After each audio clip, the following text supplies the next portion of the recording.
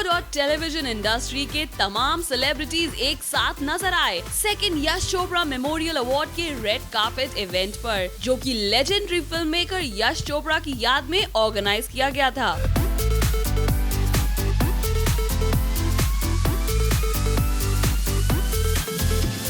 बॉलीवुड के शहंशाह अमिताभ बच्चन, जो कि इस अवार्ड के रेसिपिएंट थे, हमेशा की तरह यहाँ नजर आए काफी humble.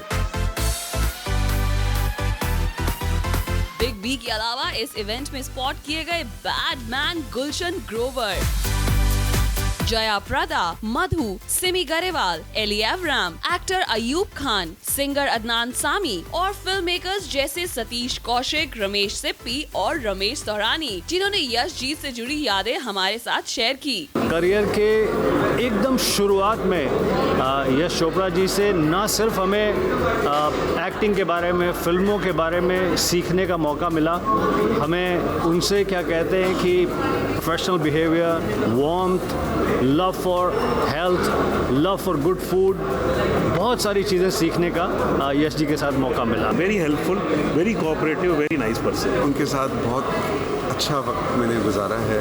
He was like a father to me और उन्होंने हमेशा मेरा बहुत ख्याल रखा, बिल्कुल एक पिताजी की तरह। I wish I could have got the opportunity to do a movie with him, but Well, Ellie, भले ही आपको ये अपॉर्चुनिटी ना मिली हो, मगर बिग बी उन लकी एक्टर्स में से हैं जिन्हें यश जी के साथ काफी काम करने का मौका मिला। और इस इवेंट में आए इन सारे सेलेब्स का यही मानना था कि इस अवार्ड के लिए बिग बी हैं मोस्ट डिजर्विंग।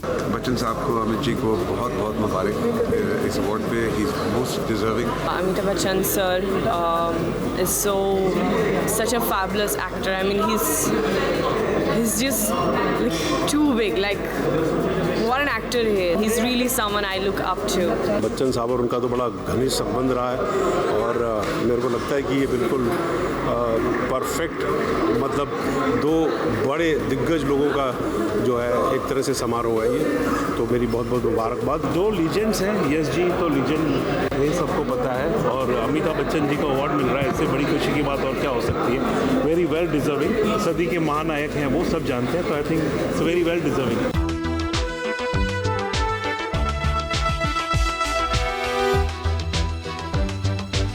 अमित जी के साथ काम करना एक सपना था, मुझे वो मौका मिला। I could do a few wonderful movies with him and I learned so much from him, discipline and commitment and determination. मैं अमित जी को बधाई देती हूँ, असली हकदार आप हैं, इसलिए आपको इस एसजी का अवार्ड से नवाजा जा रहा है। Thank you, Mr. Amitabh Bachchan, for the 45 glorious years of cinema. Your acceptance only adds luster to the Yash Chopra Memorial Award.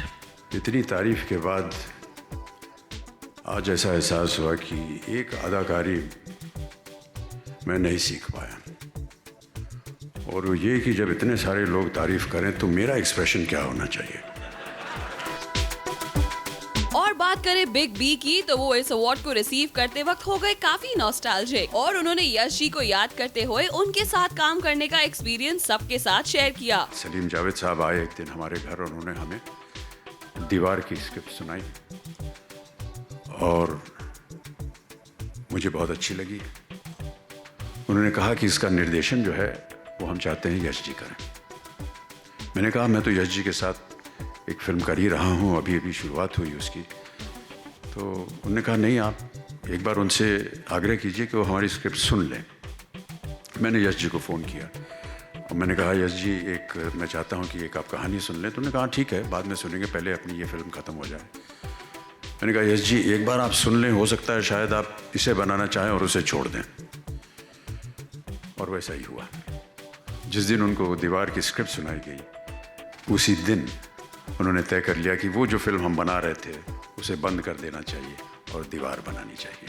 ये उनकी खूबी है कि जब वो दीवार बना रहे थे उसी समय वो कभी भी बना रहे थे।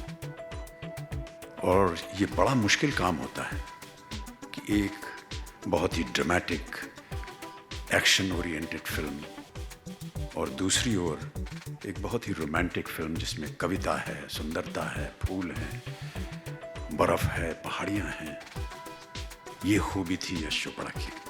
यश जी के गुजरने से जहां बिग बी ने खोया एक करीबी दोस्त, तो बॉलीवुड ने भी खो दिया था एक बेहतरीन फिल्म मेकर। बस अब हैं तो यश जी की सदाबहार फिल्में, जो आज भी सबके दिलों में बसी हुई हैं और उन्हें हमारे बीच आज भी जिंदा रखती हैं।